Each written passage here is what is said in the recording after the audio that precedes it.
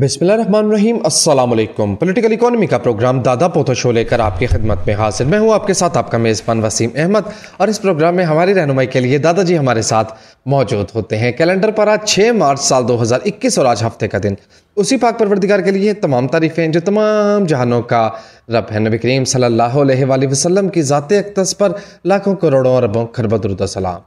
Political economy के programme दादा पोतो show का ये स्पेशल एपिसोड जो कि आपके फीडबैक पर मुश्तमिल होगा। दादाजी अस्सलाम वालेकुम। वालेकुम अस्सलाम। इस कदर बेसाख्ता हंसी कि मुझसे इंट्रो नहीं दिया जा रहा था प्रोग्राम का। अगर आप 100 दादा पोतो शो जो है ना वो निकाल के सुने ना तो तकरीबन कोई 90 प्रोग्रामों के इंट्रो में ना माइक जरूर मिलता है आपसे। मैं इंट्रो देते देते कॉन्शियस हो जाता हूँ कि यार ये क्या हो गया। अभी कोड सीधा कर रहे थे ना। खैर मजाकन बात थी, कोई मसला नहीं है। अफजाल मलिक का पहला मैसेज है, कहते हैं दादाजी वर्चुअल यूनिवर्सिटी से MBA in supply chain management करने लगा हूं, बता दें ठीक है, नहीं तो कोई और बेहतर ऑप्शन बता दें। यार ये आजकल बहुत सारे बच्चे जो है ना ये काम कर रहे हैं। मुझे लगता है कि ये इतने के लोगों ने कर लेना है सप्लाई चेन मैनेजमेंट का कि ये जो डिपार्टमेंटल स्टोरों में हर रैक के साथ एक बच्चा नहीं खड़ा किया हुआ उन्होंने जी, जो आपको बताता है कि ये चीज़ यहाँ पे पड़ी हुई है और ये चीज़ वहाँ पे खड़ी हुई है। पता चलना है कि कल को उन्हीं बच्चों ने ये जो सप्लाई चेन के बच्चे वहाँ पे खड़े MBA खड़े हो जाने, इंटर्नशिप कर रहे हैं जी हम, तो इसके नाम पे उन्होंने खड़े कर लेना है। एक साहब ने फ़ोन किया तो उन्होंने कहा कि कॉलेज फ़ोन किया तो PN ने उठाया तो उन्होंने कहा कि मैं दरअसल दाखिले के हवाले से ना थोड़ा सा तशकीक में मुब्तला हूँ कि मैं आपके कॉलेज में दाखिला लूँ या यूनिवर्सिटी में दाखिला लूँ। तो उन्होंने कहा कि नहीं, वो यूनिवर्सिटी का हमारे से मुकाबला बनता नहीं है, उसका जो है ना शुबा बड़ा हल्का है। उसने कहा आप तो PN हो, आप कैसे बता सकते हो कि ये जो है मुकाबला हल्का है। उसने कहा कि क्योंकि मैंने भी यहीं से डिग्री MBA किया हुआ है। और ये ना बोलें कि आप जब तो फिर यह सूरत हाल हो जाती है। तो लिहाजा जिसकी तरफ सारे भाग के जा रहे हो ना उस तरफ से थोड़ा सा अवॉइड कर जाते हैं। अल्लाह के बंदो थोड़ा सा अवॉइड कर जाते हैं। और सप्लाई चेन मैनेजमेंट जो है ठीक है, इसके अंदर बहुत ज़्यादा पोटेंशियल है, लेकिन अगे तो वही बैठा हुआ ना गुजरा वाले का सेठ यूरो स्टोर खोल के नहीं देगा आपको पैसे, ठीक है ना जी। तो इसलिए गुजारिश थी कि ये जो अब ज़्यादातर चीज़ें ऑनलाइन चली जानी है, ऑनलाइन चीज़ें बिका करेंगी बजरिया ड्रोन। क्या बड़ी बात कह गया, ड्रोन के ऊपर चीज़ आया करेगी। उससे पहले डिलीवरी बॉय चलेंगे, लेकिन ड्रोन पे चला जाना। अल्टीमेटली आपने चीज़ का ऑर्डर दिया है, उसने ड्रोन पे रखा, फीड कर दिया, ड्रोन उड़ता हुआ हवा। ड्रोन ने क्या सड़कों सड़क आना है, ड्रोन ने हवा में आना है ना।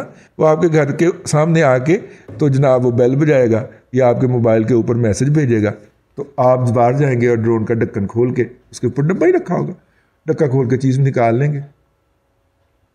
ये आना है, इसकी तरफ जाएं यार। ऑनलाइन अब मुस्तकबिल ऑनलाइन का है, कोरोना ने वाज़े कर दी। अमेज़ॉन दुनिया की सबसे बड़ी कंपनी बन गई, माइक्रोसॉफ्ट को भी पीछे छोड़ दी इसी वजह से कि ऑनलाइन सेल। तो इसलिए ऑनलाइन को थोड़ा सा उस तरफ मूव करें या मूड करें जी, ठीक है ना।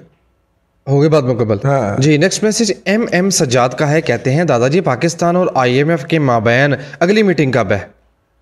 देखिए अगली मीटिंग प्रॉब्ली जून में है, FATF के साथ ही मेरा ख्याल है अप्रैल में है, मेरा ख्याल है अप्रैल में, क्योंकि हमने हमारे लाडले ने वो कर दिया था ना, नहीं 2 अरब डॉलर 2 अरब लेना नहीं, मैं 2 अरब डॉलर लेना, मैंने 2 अरब डॉलर लेना। वो 50-50 करोड़ करके दे रहे हैं ना जी, तो 2 अरब डॉलर की जिद कर गया। तो मेरा ख्याल है कि शायद इनकी रिक्वेस्ट के ऊपर अर्ली मीटिंग हो, पाकिस्तान की मामला पाकिस्तान की रिक्वेस्ट जी, ठीक है। ऐसे मैं कहीं पढ़ रहा था। नेक्स्ट मैसेज तनवीर इकबाल का है, कहते हैं दादाजी मेरा भाई UK में MA एजुकेशन के लिए जा रहा है, इसलिए कि उसने पाकिस्तान से भी डिग्री MA एजुकेशन ही की हुई है। ये बताइए कि MA एजुकेशन UK से करना ठीक है या कोई थोड़ा सा डिसिप्लिन को बदल दिया जाए? मेरा ख्याल है MA एजुकेशन करके ना वहीं पे किसी प्राइमरी स्कूल में टीचर लग जाए। ये क्या बात है? पाकिस्तान के पर्सपेक्टिव में तो प्राइमरी स्कूल का टीचर कहते हुए आपको होगा कि मैंने कोई बेइज्जती कर दी है। वहाँ इज्जत है, वहाँ पे बहुत इज्जत है प्राइमरी स्कूल टीचर, ठीक है। और यहाँ पे वापस आके ना बिस्ती तो वहाँ पे थोड़ा सा अपना स्टे एक्सटेंड करे, साथ में पासपोर्ट जेब में डाले। 2 साल का MA है तो 1-2 एक्सटेंशन लेके 4 साल तो कर सकता है ना, तो फिर 1 साल ही और इलीगल रह गया ना जी। जी उतनी देर में वहां पे कोई ना कोई काम मिल जाएगा। और ईमान वालों, मैं तुम्हें इससे वित्र बात ना जरूर बताइए। ये मजाक है जी, हमारे दोस्तों के यहाँ मजाक चलता है ये लहजा कि कोई मतलब कि वो जो बास लोगों के ज़हन के अंदर कीड़ा है, कोई तसव्वुर भी नहीं है गुस्ताखी वाला, गुस्ताखी का या वो वाला जो वो आप निकाल लेते हैं। दादाजी बड़े लोग कहते हैं कि कुरान का सलूब तो लेना चाहिए गुफ्तगू में। जी बिल्कुल लेना चाहिए। तो इससे बेहतर बात यह है कि यूके ने कोरोना के बाद अपनी इकॉनमी को, अपने हाथों को ऐसे खोल देना है जफ्फी डालने के लिए। क्यों भला कि आज की डेट में यूके का बहुत ही बुरा हाल हुआ है जी, बहुत बुरा हाल है। और वो पाकिस्तान की टोटल एक्सपोर्ट्स कितनी है? 24 अरब डॉलर। और बाहर से कितने तकरीबन भेजते हैं? वो भी तकरीबन 24-25 अरब डॉलर। कितने हो गए? 51 अरब डॉलर। जितना पाकिस्तान की टोटल ज़र मुबादला की अर्निंग है ना, उतना यूके सिर्फ टूरिज्म से कमाता है। 51 बिलियन डॉलर कमाता है। यस 52। मेरे से थोड़ा सा ज़्यादा कमा लिए थे क्योंकि मैं 4 महीने रह के आया हूँ। 52 अरब डॉलर जो है वो सिर्फ टूरिज्म से कमाता है, जितनी हमारी टोटल मुकम्मल औकात है। तो भाईजान उन्होंने टूरिज्म खोलना है, उन्होंने लोगों को खोलना है। जब टूरिज्म खोलना है तो यूरोप के लोग जो हैं वो ब्रेक्जिट के बाद वहां से एग्जिट ले चुके हुए हैं, वो अपने मालिक को जा चुके हैं। एशियंस ने जाना है वहां पे, अब उसको फिल करना है। तो भाई को कहें कि इस ऑप्शन के साथ जाए। भाई ये गुजारिश मान ले, आगे 2 साल के अंदर इसने एमए करके वापस ना आ जाए पागलों की तरह, ठीक है, बोंगों की तरह। हम भी तो टूरिज्म खोल बैठे थे, हम खुद आए हुए हैं वापस, अपने आप को भी हम कह रहे हैं। हाँ, हम भी, इमरान खान साहब भी कहते कि टूरिज्म से पाकिस्तान बहुत भी कहते। अच्छा, अब भी कहते। दादी भाई आपको अंदर की बात बताऊं, हाँ। वो मुराद से इसके साथ होने वाली जो तफरी है ना, उसे टूरिज्म समझते हैं। मैं सुनिए बदतमीजी, बदबूदार बातें। अच्छा, मजाक कर रहा था। चलो जी आगे चले। नेक्स्ट मैसेज अब्दुल वसीम का है। कहते हैं हफीज पाशा साहब की जो स्टेटमेंट है जो आपने प्रोग्राम में भी शेयर की, उसे सुन के जुज़ाफ़े अकल तो बहुत भयानक निकल रहा है। क्या इतना ही भयानक है जितना मैं समझ रहा हूं? जवाब दें। हाँ, क्या इतना ही भयानक है? बाद सूरतों में हालात इससे ज्यादा खराब। लेकिन बहरहाल वो जितना मर्जी कहते रहे, असी मनना कोई नहीं है, हालात ठीक है कि नहीं, बहुत अच्छे हालात, बेहतर हो रहेंगे, इकॉनमी बेहतर हो रही है, ये हो रही है। हमारे एक दोस्त है, उन्हें लंदन में बैठ के पता चल रहा है कि इकॉनमी बहुत बेहतर हो रही है। क्यों भला, क्यों बेहतर हो रही है बताएं? सर ने क्या जो दिया कि बेहतर है, तो बस तो बेहतर है। सर ने कह दिया तो बेहतर है जी। इजाज खान कहते हैं दादाजी इमरान खान का बयानिया कि किसी को एनआरओ नहीं दूंगा, लेकिन हाउसिंग सेक्टर में, यानी कि कंस्ट्रक्शन को जो मिनिस्ट्री दी है, इसमें जरिए आमदनी सोर्स नहीं पूछा जाएगा, ये एनआरओ देने के मुतरादिफ नहीं है। करप्शन का बाल सफेद कर लो। आपने खुद ही अपने सवाल का जवाब दे दिया, मैं इस पर अब क्या तबसरा करूं? मैं पहले बड़ी नहीं चित्रौल कर बैठा हूं। आपका बिल्कुल मुनासिब बात की आपने, बिल्कुल। क्या ये नहीं है? और क्या दुनिया अंधी है, वो नहीं देख रही कि दुनिया भर से ब्लैक मनी लेके और पाकिस्तान के रियल एस्टेट सेक्टर में डाल लो, आपसे सोर्स नहीं पूछा जाएगा? क्या ये दुनिया को नजर नहीं आ रहा? एफएटीएफ का नजर नहीं आ रहा आपको और मुझे नजर आ रहा है। हम तो चुप है ना, कि इसका मतलब है मैं अपने मुल्क को गाली दूं तो मैं नहीं देता भाई, ठीक है, मैं तो चुप हूं। लेकिन क्या दुनिया अंधी है? क्या वो नहीं देख रही? ठीक है, क्या एफएटीएफ नहीं देख रहा, आईएमएफ नहीं देख रहा है? जी आगे चले। अंसर जावेद, आपके मैसेज का बेहद शुक्रिया। और आपने जेनेरिक सवाल पूछा कि म्यूचुअल फंड के लिए इदारा कौन सा बेहतर है। इसका जवाब यार वो मैंने देखा पिछले दिनों की वेबसाइट ही बंद हुई पड़ी थी, mutual fund association of Pakistan. ठीक है, वेबसाइट में इशू आया था, लेकिन मेरा इशू सुन लीजिए। पिछले 10 साल में या 11 साल में दादा पतो शो करके हमने ये सीखा है कि जो इस तरह के जेनेरिक क्वेश्चन आते हैं ना, उन्होंने करना कराना कुछ भी नहीं होता। अब घर से निकले, थोड़ा सा विजिट करें 2-4 बैंक्स के म्यूचुअल फंड्स को, और उनका कंपैरेटिव स्टडी लेके दादा पतो शो में तशरीफ लाएं, फिर उस पर बात होगी। क्या हुआ? हाँ, 10 साल के बाद बंदे को इतनी अकल तो आ ही जाती है ना यार। उनमें सीधा कहानी आ जाता। तो ये जो है ना, ये सिर्फ चस्कोरे वाला सवाल है दादाजी। गुलशन रावी में 10 मरले का मकान कितने का होगा? ये तो सारे चस्के लेने वाले सवाल होंगे, टाइम जाया करने वाले सवाल होंगे। इन सवालों पे टाइम जाया नहीं करना। अवैस ने पूछा कि फाइलर बनने के लिए या इनकम टैक्स रिटर्न फाइल करने के लिए खुद ही वेबसाइट ओपन करके शुरू हो जाऊं या किसी टेक्निकल एक्सपर्ट की एक्सपर्टीज हासिल करूं? मेरा ख्याल है एक्सपर्टीज हासिल कर ले, क्योंकि इसमें मसला यह है किसी को चंद हज़ार रुपये फीस देने का मसला नहीं है। आपसे गलत एंट्री हो गई ना, और एफबीआर ने उसको रिकॉर्ड का हिस्सा बना लेना है, फिर आप उसको अनडू नहीं कर पाएंगे। एफबीआर जालिम बहुत है, वो माफ़ी नहीं देता जी। नेक्स्ट मैसेज मेरे पास किसी इदारे का है।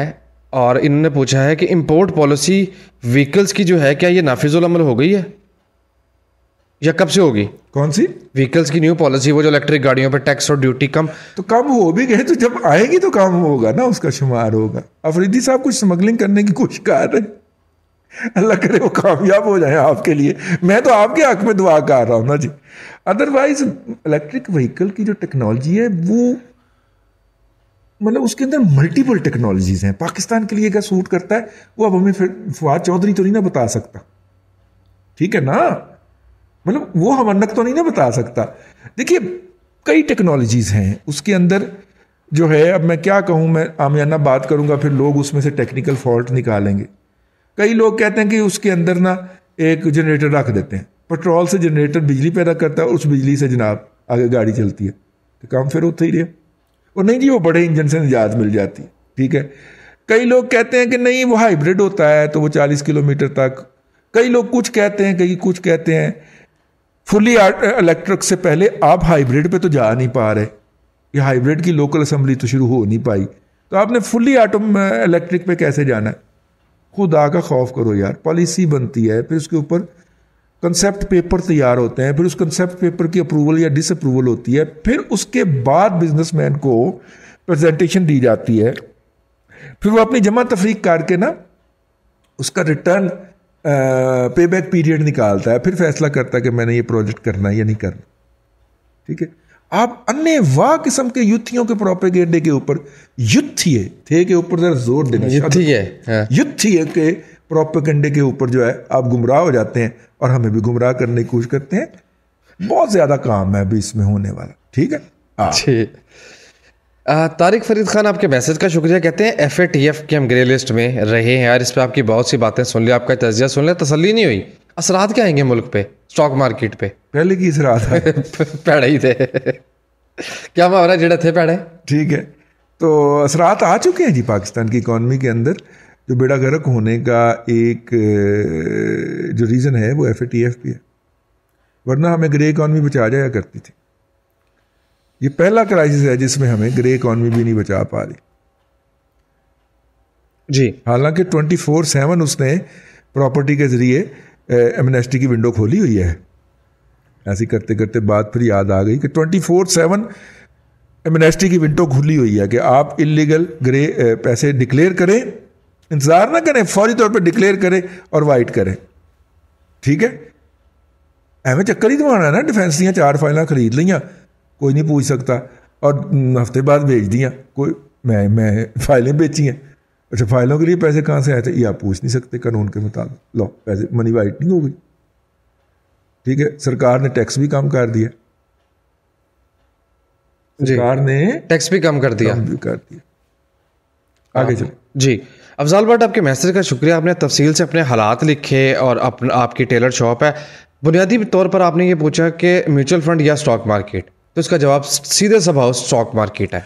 अफजाल भट्ट साहब मेरी गुजारिश सुन लें, अब मेरा ख्याल ये है कि आपको अपने कारोबार में तोसी करनी चाहिए। ब्रांड बने ना, ब्रांड बने, बने बनाए कपड़े जो हैं वो आपको टांग देने चाहिए अगर आप सिर्फ टेलर हैं तो, ठीक है।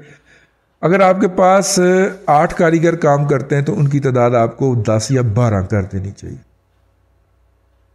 ठीक हो गया ना।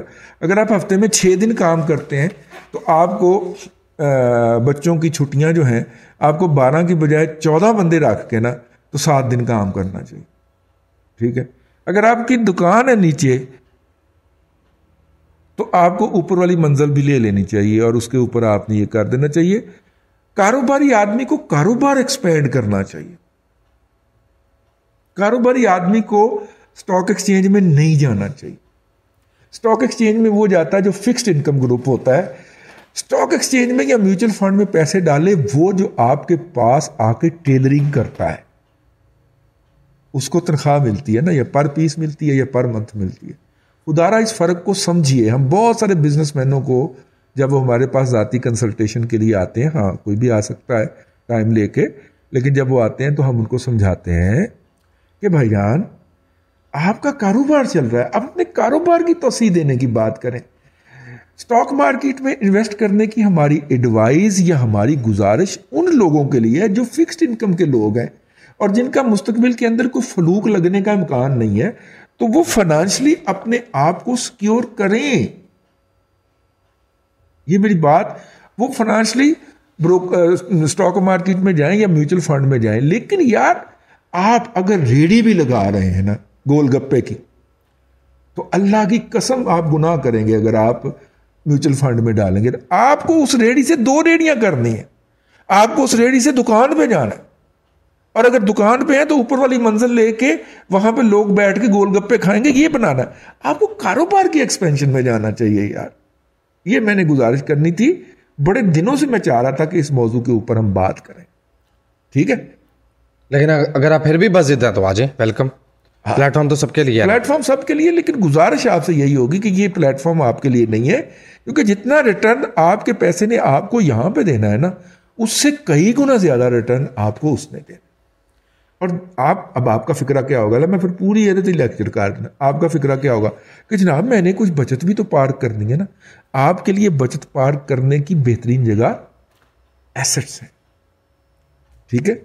एसेट्स के अंदर गोल्ड भी हो सकता है, घर भी हो सकता है, प्लॉट भी हो सकता है, ठीक है। सोफर सो गाड़ी भी हो सकती है, गाड़ी भी हो सकती है, क्योंकि अब गाड़ियां की कीमत नीचे तो नहीं आती, वो नहीं इतनी महंगी हो जाती है।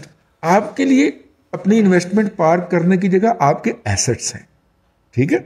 अगर बच्ची की शादी का मसला है या बच्चे की शादी का मसला है, तो जो चीज़ आपको, अगर एक बेड आज आपको फर्ज करें 1 लाख का मिल रहा है, तो ये आज से 6 माह बाद आपको 1 लाख का नहीं मिलेगा।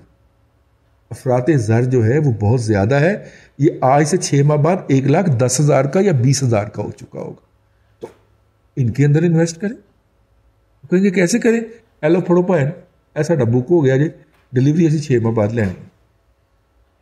वो कहेगा मैं की करा, शोरूम में रख देना मामा, लोग देखते रहेंगे, जो आएगा पसंद करेगा, नहीं जी विके आया, 6 माह बाद डिलीवरी लूँगा। वो चीज़ आज के रेट पे आपको मिल जाएगी, 6 माह के अंदर 20% का गेन कर लेंगे आप।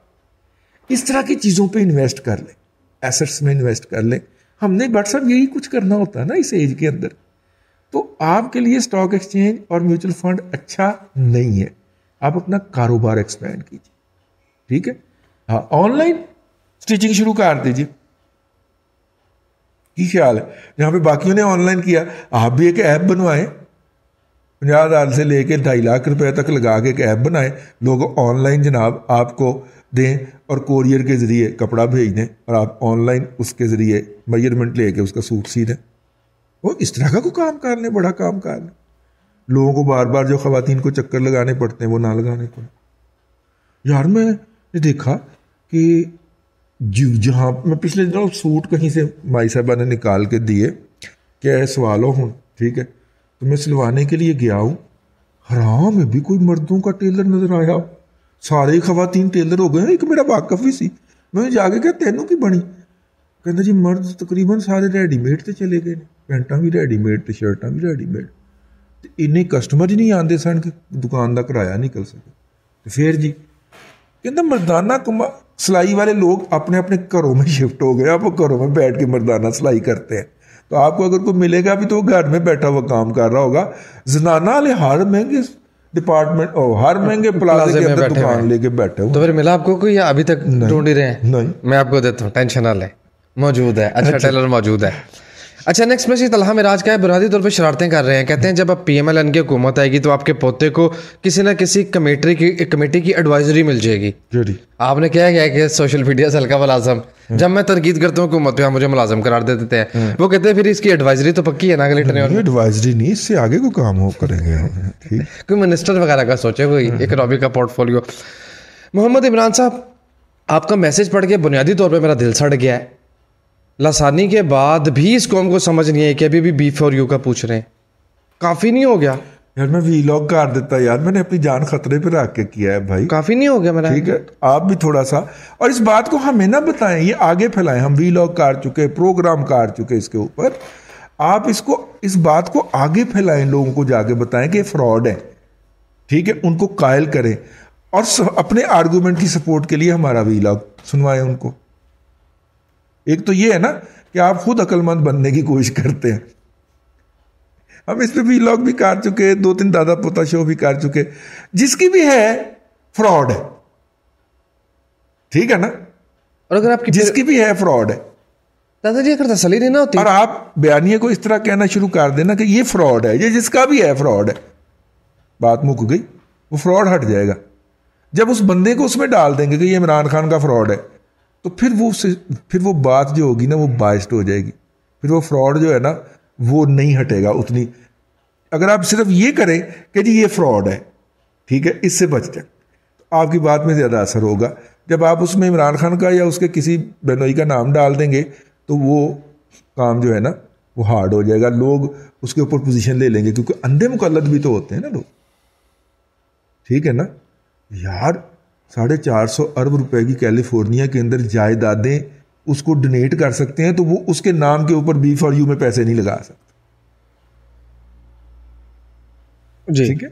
लिहाजा हकायक, मुजर्रद हकायक, खालिस हकायक बयान करें, उसके अंदर किसी का तड़का ना लगाएं, उनकी कबूलियत ज़्यादा होगी।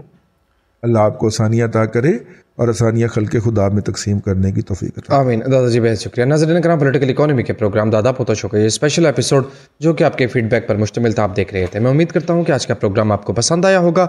वसीम अहमद को दादाजी के साथ इजाज़त दीजिए। हफ्तावार तातील के बाद इंशाअल्लाह अज़ीज़ आपसे मुलाकात होगी पीर को। तब तक के लिए अल्लाह हाफ़िज़।